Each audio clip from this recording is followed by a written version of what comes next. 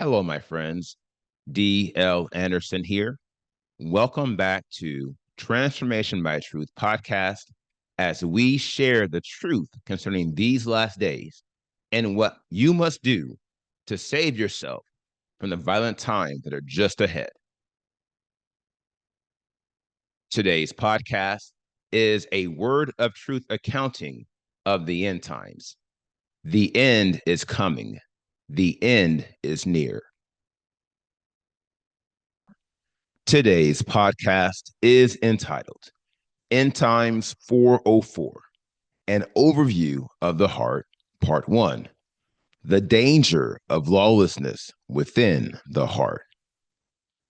The podcast objectives are reveal why we must come to know our hearts, analyze why it is difficult to detect lawlessness in our hearts, and provide a high-level illustration of your intentions complex.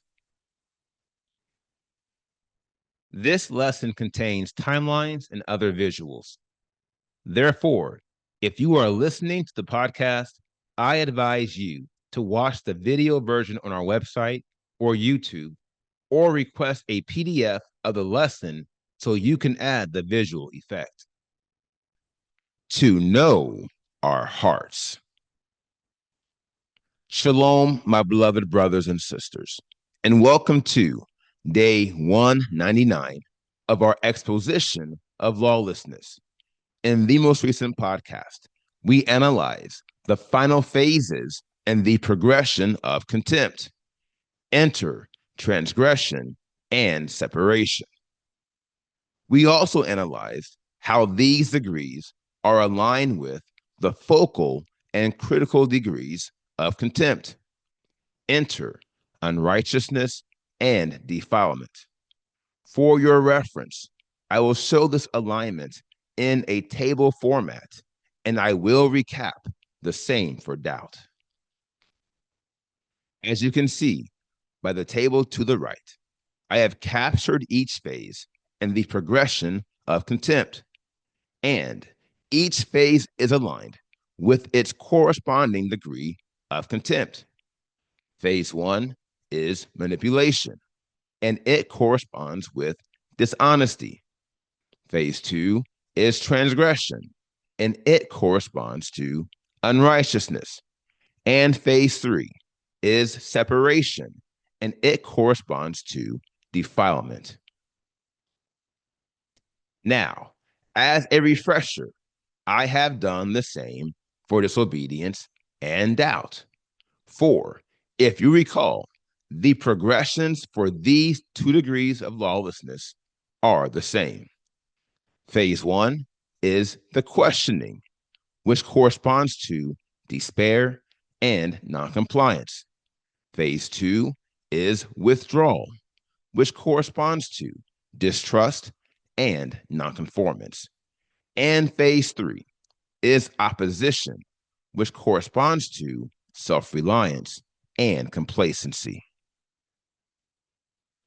Now, as it pertains to the progression of contempt, it is designed to evolve in our hearts. This makes the progression of contempt even more dangerous than the progression of doubt and disobedience. Here is why. Your heart is where decisions are made. It is where your thoughts become intentions. My dear friends, you must believe me as I say, this is a crucial and powerful evolution vis-a-vis the juncture where thoughts become intentions. The reason why represents another inflection point. Consider this. Your mind generates hundreds of thoughts each day, and yet only a small fraction of those thoughts ever become intentions, and an even smaller fraction are ever transacted. Along these lines, whether for good or for evil, the thoughts within your mind that evolve into intentions within your heart are on the cusp of becoming an action. They are even at the door. Now, regardless of whether or not that intention becomes an action, our intentions have the power to transform our nature and determine our destiny, even more than our thoughts. Here is why. Your intentions reflect your desires, and your desires dictate the landscape of your heart. And ultimately, they determine your actions. To wit, we tend to act in accordance with our desires. And this process hardens our nature vis-a-vis the combination of our personality and our character. No doubt, the relationship between your intentions and your desires is one of many correlations within your heart. And thus, to better understand these correlations and how contempt defiles our hearts, we must execute a deep dive into the seat of our souls. Brothers and sisters, we must understand the makeup of our hearts and how Yahuwah designed it to be. For if we fail to know our hearts, our souls will never be free. To detect lawlessness in the heart. Now, my pivot to executing a deep dive of our hearts follows the same pattern in our lessons on doubt.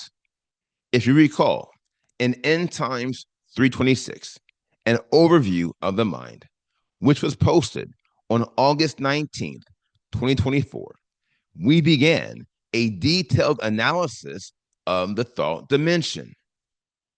Similar to this series on contempt, we spent the leading frame of our series on doubt, analyzing the progression and the degrees of doubt. From there, the Spirit led us to analyze the facet of our beings that doubt is designed to afflict, to wit, our minds. If you recall, I revealed by the Spirit that the mind is the primary location of all spiritual warfare. Vis-a-vis, it is a perpetual battleground, which makes your thought dimension one of the more agitated facets of your being, for it is subjected to many occasions of stress. Now, the reason why your mind is subjected to constant agitation is sure, and the truth is, it has nothing to do with the mind. Consider the following interest point, my friend, and you will see why. The reason why your mind is the primary battlefield of spiritual warfare is because the enemy is trying to infiltrate your heart. Trust me, he is desperate to enter your heart, and every strategy, every game plan he has created has one central goal. That is to conquer and reign within your heart. Now, this searching reality brings us to the question of the hour, vis-a-vis, why is the enemy so desperate to infiltrate our hearts? The answer is sure. It's because our hearts influence our will and our future actions much more than our minds. Then again, we are more likely to follow our hearts than we are to follow our minds in most situations. Trust me, these are just a few of the countless reasons why the enemy, again, is so desperate to infiltrate your heart.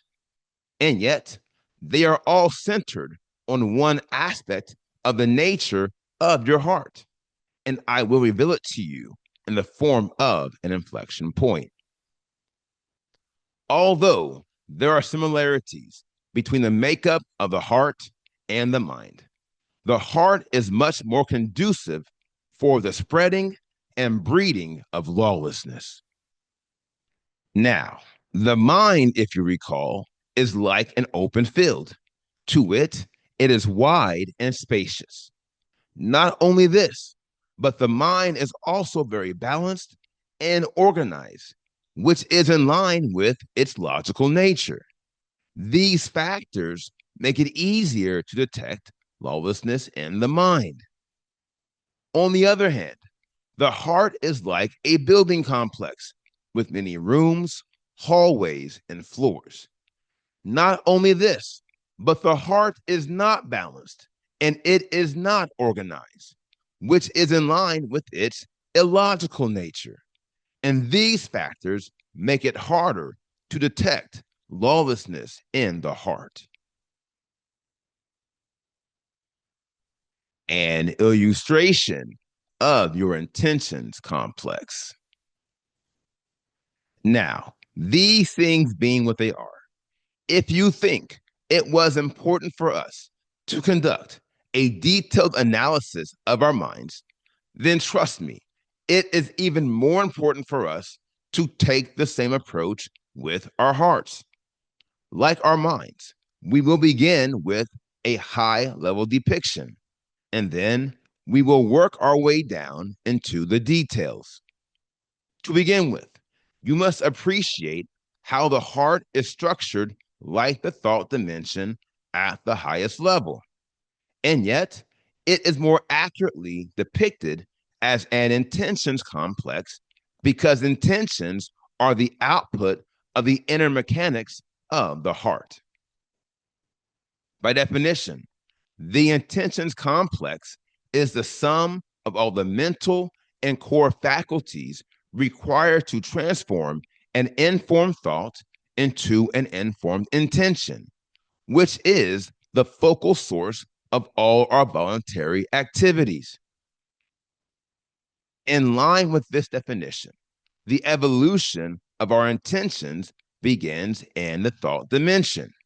To wit, the thought generation process generates an informed thought, which is transferred to our intentions complex, where it becomes an informed intention. Now, to be precise, informed thoughts are transferred to our left and right complexes, as you can see by the diagram below. And if you pay close attention to this diagram, you can see how it is very similar to the high level illustration of the thought dimension I shared in prior podcasts. And yet, I remind you, there are stark differences, and we will begin analyzing these differences in the upcoming podcast. Yahuwah bless until then. Now, here is the final word. An ounce of prevention is worth a pound of cure, and keeping our hearts from becoming impure. My dear friends, you must believe me, and the scriptures prove it true. Your heart is the most wicked part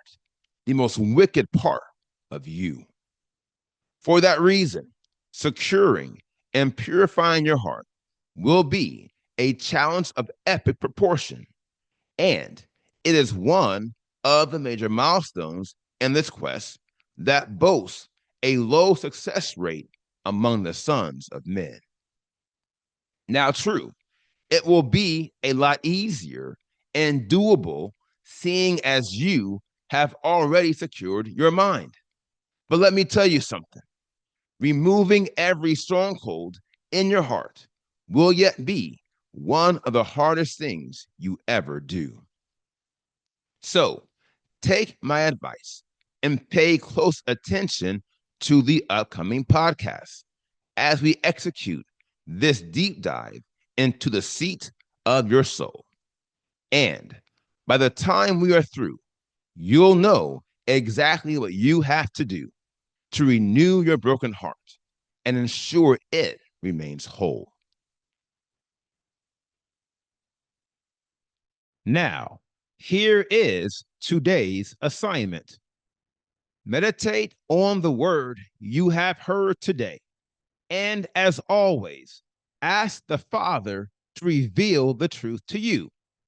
For the children of Elohim live by conviction And if he has not convicted you, or if you had not heard him concerning these matters, you should pray until you do. Today, I want you to meditate on the word I shared.